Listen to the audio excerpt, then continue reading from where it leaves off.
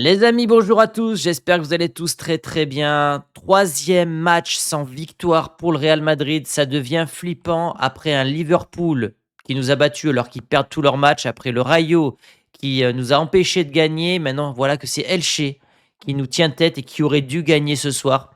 Je suis inquiet. Au-delà d'être inquiet, je suis encore une fois en colère. Depuis que je suis rentré du Japon, pas un seul débrief. Victoire pour moi. Quand j'étais là-bas, ça gagnait la Juve, ça gagnait le Barça. Je reviens, pas une seule victoire. Je suis un chat noir. Il y a plein de joueurs qui n'ont pas le niveau. C'est pour ça que j'ai mis Trent en miniature. C'est nul. Franchement, ce Real a plein de joueurs qui n'ont pas le niveau. Plein de joueurs qui ne font pas les efforts. L'attitude n'est pas bonne ce soir, mais il y a aussi des erreurs de l'entraîneur. Donc malheureusement, ça sera un débrief qui sera négatif parce que oui, ce que nous a pondu ce soir Trent Alexander-Arnold, qui est normalement un transfert galactique, ça fait mal. Ça fait mal et là, je pense que ça va péter, en fait. Ça va péter. Encore heureux, on limite la casse, on est toujours premier de Liga, on n'a pas perdu, mais c'est pas bon. C'est pas bon. Tu sors de 15 jours de trêve après une crise, tu dois répondre. J'avais dit, ouais, tu dois gagner 3-0, t'en parles plus, t'enchaînes l'Olympiakos, tu les casses et c'est bon. Tu passes à autre chose. Là, il nous reste l'Olympiakos, Girone, Bilbao, City. Il y a un monde où Xabi Alonso ne passe pas l'hiver. Et même si Bellingham, où chaque joueur veut jouer sa partition, veut être le héros, etc., encore une fois, j'ai pas vu une équipe ce soir. C'est ça le problème. C'est ça le problème. Rendez-vous sur Instagram, les amis. Vous me posez vos questions pour demain. Et demain, aux alentours de midi 30, vous aurez mes réponses par rapport à toutes vos questions. J'en sélectionnerai une quinzaine. Donc, allez vous abonner. On est plus de 65 000. Posez-moi vos questions dans la story et j'y répondrai demain. Au classement, le Real est toujours leader. Donc, je me dis, c'est peut-être ça qui va sauver pour l'instant les fesses de Xabi Alonso. Mais on avait 5 points d'avance. On avait 5 points d'avance. Et quand tu vois le match du Barça hier, qui impose son jeu face à Bilbao, 4-0, nous, on est dans l'incapacité, même contre une équipe pourrie, de dominer, d'avoir un style de jeu, d'avoir une patte. Même Xabi Alonso, qui avait réussi à Leverkusen, qui a gagné à Madrid et qui est une légende de Madrid, il n'y arrive pas. Je suis inquiet pour ce club. Je pense qu'on a mangé notre pain blanc, les amis, et que pendant plusieurs années, ça va être compliqué avant de trouver la bonne formule. Parce que tout simplement, là, il a tenté quelque chose de nouveau, une défense à 3, avec des choix pour le moins surprenants. Francisco Garcia qui remplace un Vinicius, Trent qui était titulaire, bon ça ok, mais les joueurs ne le comprennent pas. Je ne sais pas si déjà il dégage beaucoup de chaleur auprès des coéquipiers, mais j'ai l'impression que les gens ne comprennent pas ces décisions. Il y a trop de mouvements, il y a des choix qui sont bizarres. Pareil, tu fais souffler Vinicius, mais tu fais jamais souffler Mbappé. Donc, finalement, quand tu es Vinicius, tu te sens encore victime du coach Xabi Alonso. Et ça va pas. On va parler de Mbappé après, mais Mbappé, ça me gonfle aussi. Dans l'attitude, c'est pas bon. Dans les déplacements, c'est pas bon. On n'a pas de point de fixation. Et puis surtout, on va dire les termes, les amis. Il y a plein de joueurs qui n'ont pas le niveau dans ce Real Madrid. Regardez les séquences où on va faire 5-6 passes de grande qualité avec des contrôles. C'est très rare. C'est très rare. On n'a plus de Toni Kroos, on n'a plus de Modric, on n'a plus de Benzema, on n'a plus de Ramos, on n'a plus de joueurs techniques. On n'a plus de joueurs qui ont du caractère. Donc, cette équipe est faible. Notre milieu de terrain ce soir, c'est très faible. C'est très faible. On s'est accoutumé à les voir. Voilà, on les a peut-être, et moi le premier, surcotés pour la plupart, mais il y a plein de choses qui vont pas. Il y a plein de choses qui vont pas dans cette équipe-là. Et ce mec-là, il y a un monde où il passe pas l'hiver. Il y a un monde où il nous fait une Benitez, il y a un monde où il nous fait une Lopetegui. Ce serait une véritable malédiction pour les coachs espagnols au Real Madrid. Et pour le coup, ce soir, je peux pas le défendre. Quand je vois que Gonzalo Garcia, en deuxième mi-temps, joue attaquant droit, non, non, tu peux pas faire ça. Tu peux pas faire ça. Tout ça pour pas mettre Mbappé sur le côté droit. Vinicius était sur le banc, donc au début il faisait la gueule, mais finalement après il s'est mis à sourire avec Valverde, donc c'était pas, il s'en est vite remis, mais son entrée n'a pas été bonne du tout, hein, n'a pas été bonne du tout. Qu'est-ce qui m'a inquiété ce soir? C'est que défensivement, encore une fois, on se fait balader, balader, balader. Heureusement qu'on a un Thibaut Courtois. Voilà, alors Thibaut Courtois, pas exemple de tout reproche sur le dernier but, c'est vrai, mais encore une fois, il nous sort des parades. J'ai envie de dire, ils sont tous fautifs sauf lui. Si je dois sauver un mec parmi tous ces joueurs, je sauve Courtois direct. Voilà, c'est le mec que je vais sauver en premier. Regardez les occasions qu'on subit. Non mais, on ne parle pas de Manchester City, on ne parle pas d'Arsenal ni du Bayern. Delché, Delché, mais regardez comment ils nous ont dominés. Sans déconner, quoi. Et puis après, alors oui, on a eu des occasions, mais Bappé, pourquoi j'ai entouré ça? Alors oui, c'est une occasion, il est bien placé en retrait, mais c'est pas à lui d'être là. C'est pas à lui d'être là. Bappé, il doit être entre les deux défenseurs, il doit être devant le gardien, il doit plonger. Et le problème de Bappé, vous savez ce que c'est? C'est ce que j'ai tweeté, alors je ne vais pas pouvoir vous le partager. C'est que l'arrivée de Bappé, on en a déjà parlé plein de fois, ça a déstabilisé le vestiaire, ça a un peu niqué la dynamique de Bellingham, de Vinicius. Ok, passons. Mais d'un point de vue tactique, on n'a pas de point de fixation devant. On n'a pas un mec à la Benzema qui joue en pivot. Parce que Benzema, c'est costaud, ça joue en pivot, très technique, ça combine avec un Vinicius. On n'a pas de mec qui est capable de prendre le ballon de la tête. Mbappé ne fait jamais de tête. Et en fait, du coup, tu as l'impression que tu joues avec 8 milieux de terrain et que tu n'as pas d'attaquant devant. Donc les défenseurs centraux adverses, ils sont tranquilles, ils ont le temps de voir venir puisque Mbappé, il redescend quasiment au milieu de terrain pour aller chercher ses ballons, puisqu'il décroche tout le temps. Et c'est un vrai problème, le placement de Mbappé. Sa qualité, c'est la profondeur. Il a prise une fois ce soir. Une fois la profondeur, Mbappé. Donc il va falloir corriger ça parce qu'on ne va pas pouvoir sauver le cul de Mbappé pendant 10 ans. On va pas refaire le débat Haaland, Mbappé. Maintenant qu'on a Mbappé, ben voilà, on sait qu'on va le garder 3-4 ans minimum. C'est comme ça, mais il faut trouver une solution. C'est pas possible qu'il soit en neuf comme ça. Ou alors, faut qu'il prenne la profondeur. Prends la profondeur, joue en pivot comme le faisait Benzema, bouffe des heures de visionnage de Benzema, même si tu ne le deviendras jamais parce que Benzema, vrai QI foot, vrai talent pour faire faire briller ses coéquipiers. Mbappé, c'est pas ça. Quand Mbappé ne marque pas, Mbappé ne fait pas briller ses coéquipiers. Et je suis pas là pour tomber que sur Mbappé, mais je vous cite un exemple des choses qui ne marchent pas parce que ce soir, voilà, là il prend la profondeur, il fait la touche de trop, il marque pas. Là il loupe la reprise de volée. En tout cas, c'est le gardien qui l'arrête. Il fait pas un bon match, Mbappé ce soir. Il fait pas un bon match du tout. Et puis on va concéder ce premier but sur une erreur lunaire de Trent Alexander-Arnold. Et je suis très déçu. Je vais vous dire la vérité. Et j'ai pas encore acheté le maillot bleu, mais c'est le maillot que je vais m'acheter pour cette saison parce que c'est le maillot le plus beau de cette saison à mon goût. Je voulais me faire floquer Trent, mais quand je vois son investissement, quand je vois son niveau de jeu, je ne vais pas me faire floquer Trent. Peut-être que je vais acheter un maillot sans flocage d'ailleurs, parce qu'il n'y a aucun joueur qui me donne envie cette année. Aucun joueur. Donc, énorme boulette de Trent qui a été mis en difficulté d'un point de vue défensif, qui ne sert à rien d'un point de vue offensif, si ce n'est un moment un centre qui va amener, le tir contre son camp sur la transversale. Sinon, il ne sert à rien offensivement. Il n'y a pas de joueur dans la surface. Tu as un mec qui est le meilleur centreur en tant que latéral droit. Tu n'as pas un joueur de tête. Enfin, cet effectif a été très très mal construit par les dirigeants. C'est pour ça que j'en veux aux joueurs, j'en veux à l'entraîneur, j'en veux à la direction. Ce n'est pas qu'un joueur, c'est pas que Mbappé le problème évidemment. C'est tout un ensemble qui fait qu'aujourd'hui on paye le prix fort parce qu'on n'a pas bien recruté, on n'a pas construit un collectif cohérent. Voilà, il n'y a pas les profils qui combinent ensemble, il n'y a pas de profils complémentaires. Il n'y a pas d'automatisme. Moi, je suis désolé, je ne vois pas une équipe qui, au bout, on est bientôt en décembre, qui sait jouer ensemble. Voilà, on ne sait pas jouer ensemble. C'est terrifiant. C'est inquiétant et c'est terrifiant, je vous le dis. Derrière, on va égaliser sur un but qui aurait pu être refusé parce que Bellingham la touche de la main, on va être honnête. Et normalement, le Real doit perdre ce match ce soir. But d'Hossein. Voilà, Hossein, pareil.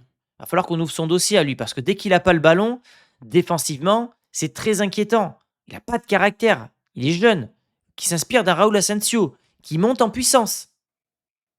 Peut-être que ça sera le sujet de cette semaine sur une vidéo ou un live. Est-ce que Raúl Asensio, au retour de Militao, ne doit pas être titulaire? Parce qu'il est bon, Raúl Asensio, ce soir. C'est le seul qui, derrière, voilà, il amène de l'agressivité. À un moment, il loupe une tête sur un corner, tu le vois, il rage. Je vois ça que chez lui.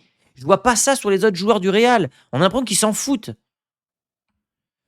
Derrière, évidemment, encore un ancien du Real qui marque. D'ailleurs, deux ce soir qui nous ont fait le coup. C'est un peu la malédiction ou la spécialité. Vous prendrez le côté de la pièce qui vous arrange. Mais voilà, un but de Alvaro, je ne sais plus comment, Rodriguez, l'Uruguayen.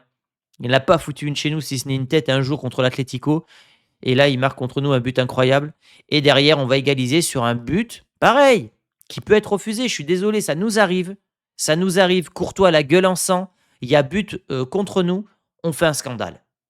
On fait un scandale s'il y a but contre nous alors que Vinicius. Alors, vous allez me dire, ouais, Thomas, c'est le gardien qui vient vers Vinicius ou c'est Vinicius qui vient vers le gardien? Le gardien, il a la gueule en sang. Honnêtement, ce soir, les 2 buts, faut être honnête. Les 2 buts ce soir peuvent être refusés. Bon, avant de parler des individualités, tout ça pour vous dire que ouais, bon, je suis très inquiet, je vois pas comment, on va s'en sortir. Là, tu avais une trêve de 15 jours, la trêve, elle était tombée au bon moment, c'est-à-dire, allez, on oublie ça, on bosse pendant 15 jours, on se remet dedans, retour de trêve, tu gagnes tes 2 premiers matchs, la crise, elle est oubliée. Là, c'est reparti. On va remettre une pièce dans la machine et c'est reparti demain. Chut, la une de Marca, la crise, Xabi out. Évidemment que moi, je ferai les mêmes titres, évidemment. Parce qu'il y a un monde, encore une fois, où Xabi peut sauter. Regardez-moi Rodrigo. Rodrigo, ça fait 29 matchs qu'il n'a pas marqué avec le Real. 29 matchs. Et le gars, il te sort des phrases quand il est en Seleção. Oui, j'ai pas la confiance du coach. Avec Ancelotti, je l'ai pas avec Xabi Alonso. Joue, marque, marque, investis-toi. C'est bon, quoi, à un moment. Il va falloir faire un grand ménage l'été prochain aussi, hein. Il va falloir faire un grand ménage. D'ailleurs, je pense que je sortirai un putain d'épisode sur le mercato qu'il faut côté Real Madrid où je serai directeur sportif et tu dois faire une purge. Vinicius, tu veux pas prolonger? Ça dégage. Rodrigo, tu chouines encore? Ça dégage. Valverde, tu veux plus jouer latéral droit? Ça dégage. Et on passe à un autre cycle. On passe avec des mecs qui veulent jouer, premièrement, qui vont pas râler, et on joue avec des mecs qui peuvent combiner ensemble, qui ont un profil complémentaire. Putain, j'en ai marre de faire des débriefs ou des vidéos où ça se passe mal. J'aimerais tellement être heureux, sourire, vous transmettre mon bonheur, mes espoirs. J'ai l'impression que depuis que je suis rentré du Japon, je fais que râler, quoi. Et à juste titre, parce que ça me gonfle de voir ça. Que ça me gonfle de voir un Real qui est pas capable de dominer Elche, bordel. Elche, on parle pas de Barcelone, de Villarreal. Et lui, là, putain, Trent, va falloir ouvrir le dossier à un moment. Je suis désolé, mais aujourd'hui, Valverde, tu me le remets latéral droit. Puis c'est tout, quoi. Même si ça ne le plaît pas. Parce qu'il n'a pas encore le niveau. Trent, il n'a pas le niveau. Donc il y a plein de problèmes. Il y a plein de problèmes. Je ne sais pas comment Xabi Alonso peut remonter la pente. Il faut qu'à un moment donné, je pense, hein, je ne suis pas coach, pas la prétention de l'être ou de lui donner de conseils, mais j'ai l'impression qu'il veut changer trop d'un coup. Trop d'un coup. Fais step by step. Change pas de dispositif à chaque match. Tu vois que tes joueurs sont perdus. Choisis un système. Assume-le pendant 10 matchs pour qu'il y ait des automatismes. Change pas de joueur constamment. Fous pas Vinicius sur le banc alors que, voilà, on ne sait pas s'il va prolonger ou pas. Sors un peu Mbappé. Sors un peu Bellingham. Pas toujours les mêmes. Sois un petit peu plus malin dans tes trucs. Et quand tu vois que tu commences à faire une série de 3-4 matchs, eh ben tu tentes un nouveau schéma sur la dernière demi-heure d'un match où tu gagnes pour commencer à habituer tes joueurs. Là, il y a trop de changements. Les joueurs, on les regarde, ils s'engueulent, ils sont perdus. Ils vont voir le coach. Je fais quoi? Je me place où? C'est chiant, quoi. Puis ouais, Trent, franchement, c'est une grosse, grosse, grosse déception. Grosse, grosse, grosse déception. On passe aux stats. Alors attendez que je vous mette les stats. Voilà. Fin du match. Donc les stats. Toutes les stats, oui, bien sûr. 52% de possession. C'est pas glorieux du tout, hein. 52% de possession contre Elche, c'est pas bon du tout. Alors oui, en XG, on est à 3,33 là où Elche est à 1,67. Oui, parce que Mbappé il a cramé des occasions en première mi-temps. Nombre de frappes, 20 frappes, ok. 7 cadrés, ok. Mais regardez le nombre d'occasions qu'on subit. Dans quel monde ce Real subit 15 frappes? Il faudrait que je retrouve les anciens matchs d'Elche Real pour comparer ces statistiques. Je pense que je peux le faire. Je ne vais pas le faire maintenant, j'ai pas envie de vous perdre, mais je pense que ce serait intéressant. Peut-être que je vous le ferai pour demain. Ouais, donc on n'est pas bon. On n'est pas bon. Au niveau des tacles, interception, ok. Duel remporté. Duel, ouais, 37, 51% de duels remportés. Duel aérien remporté, ils en ont gagné plus que nous. Non, non, franchement, c'est flippant. Regardez les notes qu'ils ont mis parce que je les découvre en même temps que vous. Courtois 6. Je comprends pas. Bon, il est un peu responsable sur le but, mais ok, quoi. Carreras n'a pas été bon. Oysen est buteur, donc statistiquement, sa note est poussée. OK. Raúl Asensio était bon. Moi, je le mets dans mes tops. D'ailleurs, je vais vous montrer mes tops. J'ai mis Raúl Asensio et Courtois en top, c'est tout. J'en vois pas d'autres, honnêtement. Et en flop, j'ai mis Rodrigo, Ceballos qui a été catastrophique. J'aurais pu mettre Mbappé, j'aurais pu mettre Fran Garcia, j'aurais pu mettre Xabi Alonso et j'ai mis Trent. Il y a quasiment que des flops ce soir. On va pas se mentir. Et au niveau des tops, je vois que ça. Je peux me tromper, hein. Pareil, exprimez-vous. Mais je vois que ça. OK, donc Trent, très mal. Enfin, mais il mérite pas cette note du tout, Trent. Je comprends pas comment il est à cette note, en fait. C'est des notes statistiques, hein. Passe réussie, 87%, OK. Ouais, je sais pas. Je sais pas pourquoi il a cette note-là. Garcia, nul, OK. Ceballos, il mérite pas la moyenne. Güler, pas mal pendant 20 minutes, mais pas assez. Bellingham, homme du match. Non, ah non, non, non. Bah, OK, il marque, mais c'est pas. Je sais même pas qui c'est que je dois mettre homme du match. Pour moi, il y en a aucun ce soir. Mbappé 8,7. Mais c'est pas possible. Le mec, il vendange 3 occasions.